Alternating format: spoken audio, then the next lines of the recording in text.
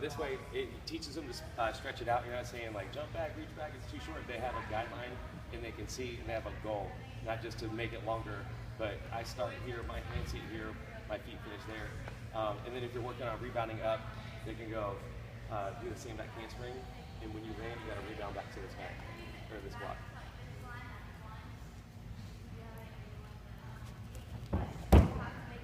There, that's right, don't step down, think about how you spring, throw your hands forward, and let your feet just drop where they fall.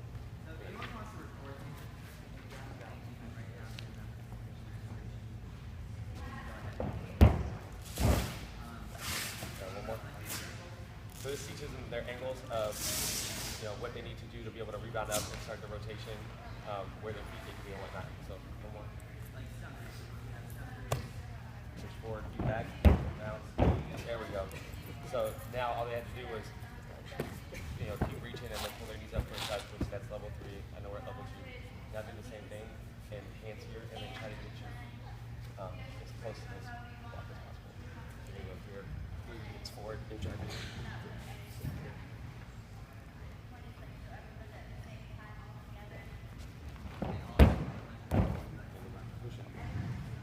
so when you land, you should be here. Step way back.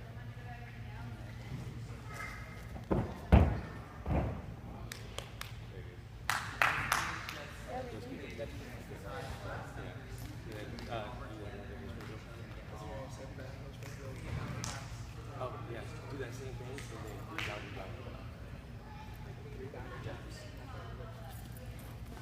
So we try to make it be multiple rebounds so they hold their form as they go through and not rebound up and then get loose on the way down. So you just rebound, just through.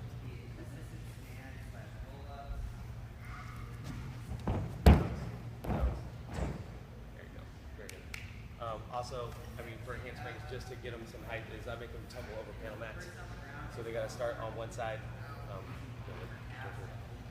Stand on the front side of it.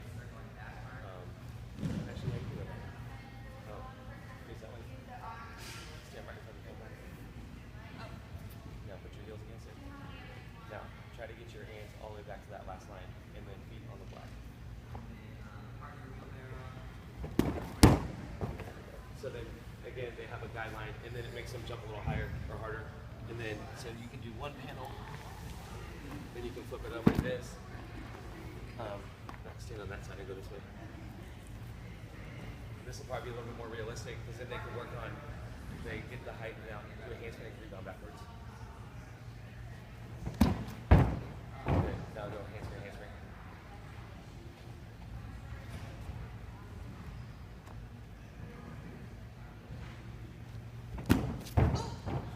There we go. So you see how the hand is? It's still set up to where if they miss or whatnot, obviously you don't want to miss a bunch of times because eventually it'll probably wear some wear and tear, but they can mess up and make a mistake and they're not going to die. They're not going to break their their arm. They'll be pretty safe. And you can also do the same thing. Instead of using it to go backwards, they can still work on the handspring, laying with the feet behind and rebound all the way up. So they can do handspring tucks as well. Any other drills for level 2? Actually have a question. What's a good drill to teach them how to keep their feet together in their back handspring? The back handspring, you can grab a block, put it right in between.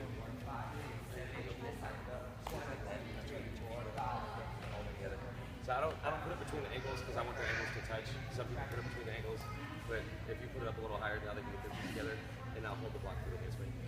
That's great.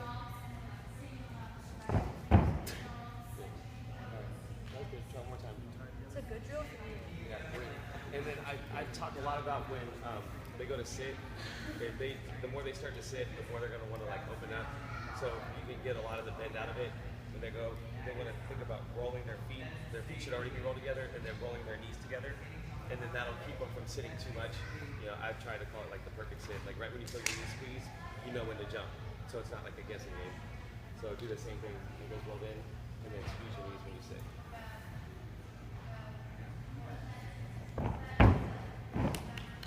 And you can do the same thing for standing tucks, and that could be multiple handsprings all the way up to any other skill that they need to work on.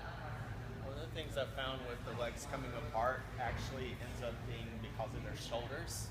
If they're doing this kind of handspring, their legs are more likely to come apart versus stretching their shoulders. Because it's like if you try to do a bridge and you're arching in the lower part of your back, it's hard to get your legs together. But if you're stretching through your shoulders in your bridge, it's easier. Anybody else level 2?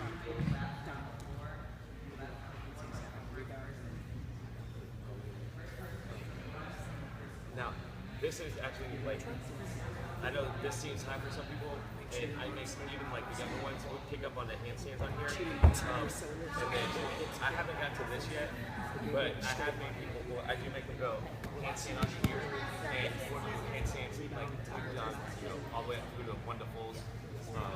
So they go handstand, snap down, handspring full, or handspring, or snap down. We've done snap down tucks. I'm getting more confident with it. I don't know if it's ours, but we're getting pretty close to the snap down full. Well, I'm getting close to them doing this, but I don't know how close they are. But they can do that.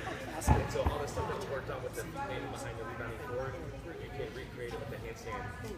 And they work on pushing their hands forward, and then from there bouncing back up onto the mat. And again, 100% intensity, so that way they're going as hard as they can. So then that way when they're coming out of a handspring, they shouldn't have to change anything. They should feel exactly the same. Or a little bit faster. I want your hips and toes again, so you will snap. Boom, and then 1, 2, 3. You have to squeeze your hips, keep them engaged with your arms here.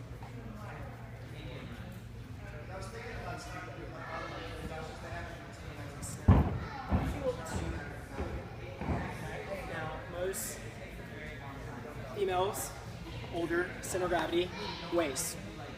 Younger is in their shoulders. So if you're snapping down and you're pushing here and you're getting used to punching through your feet but your hips are still behind you, whenever you go initiate to block or stand up or to snap through for another back handspring, your hips are behind you. So it makes you have to, since you're stuck, you're doing this, that motion instead of standing up and snapping through with your hands in a diamond, and having power to block and stand up. 1, 2, 3, 4, 5, 7, tuck, 1, 3, 4, 5, 7, go, 1. Down and taps while squeezing your butt and your hips every time. Your arms all up and like a line with that behind your fingertips and your palms. Like if Sinead was in the first line, then I would be the second. So what he's helping her with is the hands, like, I know we're trying to emphasize not going to the ground or off the ground. So when they're on their hands, they need to focus on getting off their hands quicker, not getting their feet down faster. So if they're coming through, so it's a continuous motion, she goes, pushes forward. So that way, her head and arms should come up at the same time with leading with the hands. So it goes from here, push forward, snap the hands, which will pull your head and arms up for you. Do that one more time. And don't worry about looking up. Make sure it's your hands. Going forward, snap them back.